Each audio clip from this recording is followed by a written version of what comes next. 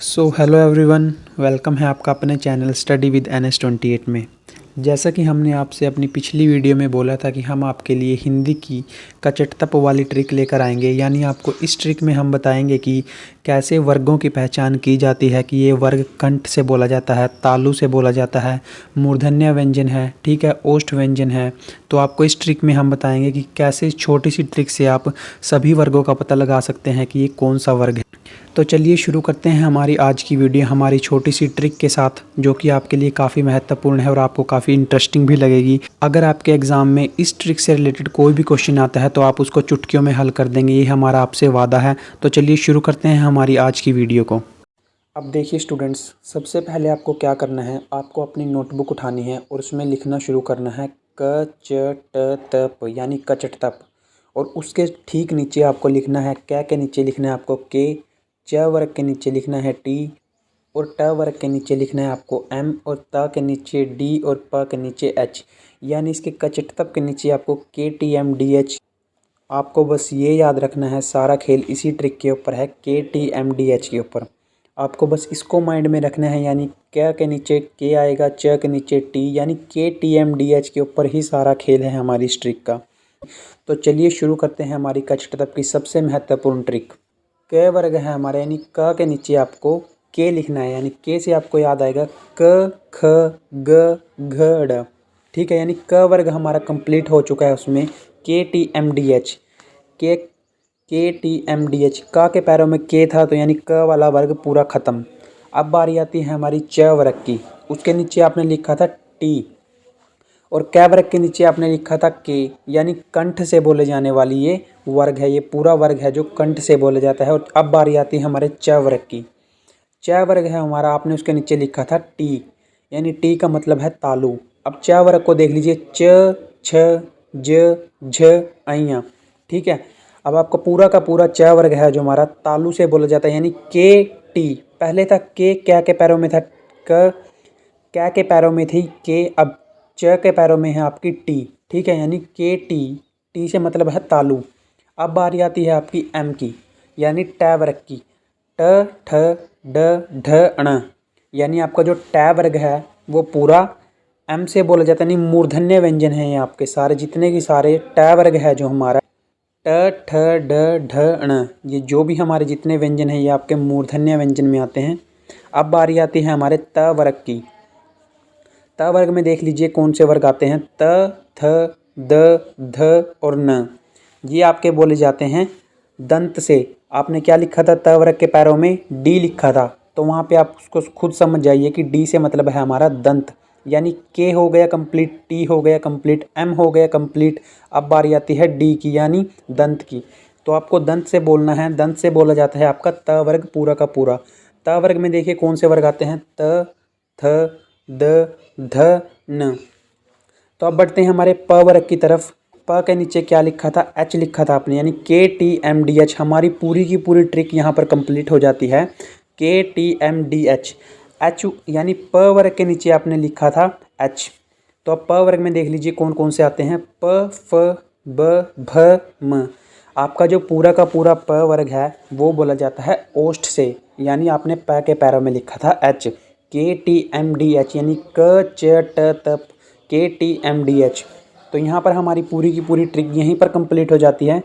अब देख लेते हैं अंतस्थ व्यंजन कौन से हैं, य र ल व। जो आपका य है, र है, ल है, व है, वो आपके अंतस्थ व्यंजन है। आपसे यहाँ पे भी एग्जामिनर क्वेश्चन पूछता है कि अंतस्थ व्यंजन बताइए कौन से होते हैं। तो आपको वहाँ पर 4 अंतस्थ व्यंजन के ऑप्शन दिए होंगे, 3 गलत होंगे, आपका एक सही होगा, यानी य र ल व। आपसे अगर पूछे कि ल व्यंजन कौन सा है तो आपको लगा देना है अंतस्थ व्यंजन, व पूछे तो आपको लगा देना है अंतस्थ व्यंजन, य और र में से पूछे तो दोनों ये अंतस्थ व्यंजन हैं। अब बढ़ते हैं ऊष्म व्यंजन की तरफ। अगर आपसे एग्जामिनर पूछे कि श है जो हमारा 21 वाला श हम जिसको डालते हैं वो कौन सा व्यंजन है, तो आपको टिक करना है कि ये ऊष्म व्यंजन है। अगर आपसे पूछे कि स्लेट वाला स कौन सा व्यंजन है, तो ये भी ऊष्म व्यंजन है। और षटकोण वाला श कौन सा है, तो आपको ये भी करेक्ट करना है कि ये ऊष्म व्यंजन, और ह है हमारा ऊष्म व्यंजन, इसका तो आपको पता होगा। अब देख लीजिए, यानी कंठ से बोले जाते हैं वो कौन कौन से व्यंजन हैं। हिंदी की सभी ध्वनियों का उनके उच्चारण स्थान के आधार पर वर्गीकरण हमने कर रखा है आपके लिए। तो देखिए इस वीडियो को पूरी, आपको ये ट्रिक जीवन भर याद रहेगी। हम आपसे वादा करते हैं कि इससे आसान ट्रिक आपने ना तो देखी होगी ना आपको देखने को मिलेगी। यहाँ से क्वेश्चन आपके एग्ज़ाम में हर बार पूछा जाता है। जितनी भी बार आपने एग्ज़ाम दिया होगा HSSC का, अगर आपके एग्ज़ाम में हिंदी आती है तो आपने यहाँ से क्वेश्चन देखा होगा। और मोस्ट ऑफ द स्टूडेंट्स इस क्वेश्चन को गलत कर आते हैं, बिकॉज़ वो रट कर जाते हैं लेकिन रटा हुआ कभी भी याद नहीं रहता। बाई चांस हम उसको भूल ही जाते हैं। तो अगर आप इस ट्रिक से क्वेश्चन सोल्व करेंगे तो आप कभी भूलेंगे नहीं, हमारा आपसे वादा है। तो देखिए कंठ ध्वनियाँ कौन सी हैं। इस वर्ग की सभी ध्वनियों का उच्चारण कंठ से होता है, यानी गले से हम इसको बोलते हैं। इसके सभी वर्ग, इस वर्ग की ध्वनियाँ हैं अ, आ, ये तो हो गए स्वर। अब व्यंजन देख लीजिए कौन कौन से आते हैं इसमें कंठ ध्वनियों में, क, व, ग, घ, ड़। ठीक है, ये है हमारे व्यंजन। अब तालु वाले व्यंजन देखिए, तालव्य ध्वनियाँ देखिए कौन कौन सी हैं।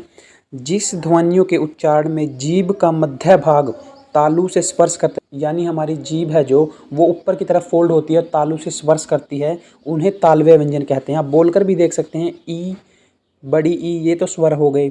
अब च बोलकर देखिए आप, च, छ, ज, झ, अय, स, ये सभी व्यंजन हैं जो हमारे तालव्य व्यंजन हैं। आप खुद को बोलकर देखिए इनको, आपको पता चलेगा कि ये तालु के ऊपर टच होते हैं। जब हम इनको बोलते हैं अपनी जीभ का प्रयोग करते हुए, ये तालु से स्पर्श होते हैं।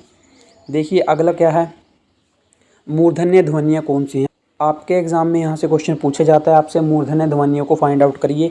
इसके अंतर्गत वे ध्वनियाँ रखी गई हैं जिनका उच्चारण मूर्धा से होता है, जैसे ट, ठ, ड, ढ, अण, श। सभी व्यंजन ध्वनियाँ हैं। ठीक है, मूर्धन्य ध्वनियों में क्या क्या आती हैं आपको याद रखना है।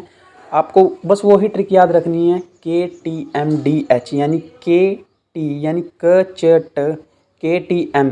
ट वर्ग सारा आता है इसमें मूर्धन्य व्यंजन में। ठीक है, ट, ठ, ड, ढ, अण, श, ये सभी हैं हमारी मूर्धन्य ध्वनियाँ। बस आपको वो ट्रिक याद हो गई तो समझ लीजिए आपको मूर्धन्य ध्वनियाँ, कंठ्य ध्वनियाँ, दंत्य ध्वनियाँ, ओष्ठ ध्वनियाँ, ये सभी की सभी आप ऑटोमेटिकली याद हो गई। दंत्य ध्वनियाँ देख लीजिए, त, थ, द, ध, न, र, ल, श, क्ष, ये सभी व्यंजन ध्वनियाँ हैं। ठीक है, दंत्य ध्वनियों के अंतर्गत हमारा कौन सा आता है, हमने आपको ट्रिक करवाई थी उसको रिमाइंड करिए। जो हमारी दंत्य ध्वनि के अंदर त वर्ग सारा का सारा दंत्य ध्वनि से बोला जाता है, यानी दांतों से बोला जाता है। अब देख लीजिए नेक्स्ट क्या है, ओष्ठ्य ध्वनियाँ कौन सी हैं, यानी H से। आपको KTMH हमने लिखवाया था ना आपके नोटबुक में, उसको देख लीजिए एक बार। KTMDH यानी क, चट, तप, यानी प वर्ग है जो हमारा पूरा का पूरा ओष्ठ ध्वनि है। ओष्ठ यानी होठों का प्रयोग उसमें होता है। जो ध्वनियाँ होठों के स्पर्श से उत्पन्न होती हैं उन्हें ओष्ठ्य ध्वनियाँ कहते हैं। हिंदी में प, फ, भ, भ, म ध्वनियाँ, ये सभी ध्वनियाँ ओष्ठ से बोले जाने वाली ध्वनि हैं, आपको याद रखना है। अब बढ़ते हैं एक महत्वपूर्ण प्रश्न की तरफ। कई बार आपसे एग्जाम में यहाँ से क्वेश्चन जरूर पूछा जाता है कि मात्रा कितने प्रकार की होती हैं। मात्रा स्वर का ही एक रूप होता है, पहले ये जान लीजिए, जो स्वर का ही प्रतिनिधित्व करता है। मात्राओं की संख्या 11 होती है, लेकिन दृश्य रूप में मात्राओं की संख्या 10 होती है, क्योंकि अस्वर है जो हमारा, उसकी मात्रा अलग रूप से लिख नहीं सकते हम।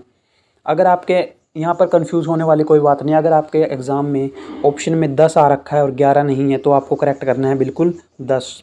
ठीक है, अगर आपके ऑप्शन में 10 और 11 हैं तो आपको वहाँ पर करेक्ट करना है ऑप्शन नंबर 11, यानी हिंदी में मात्रा 11 होती है। लेकिन दृश्य रूप से मात्राओं की संख्या अगर आपसे पूछे कितनी होती है एग्जामिनर, तो आपको बताना है कि दृश्य रूप से सर 10 मात्रा होती हैं, तो वहाँ पर आपका क्वेश्चन बिल्कुल सही होगा और आपके हिंदी में पूरे में से पूरे नंबर आएंगे।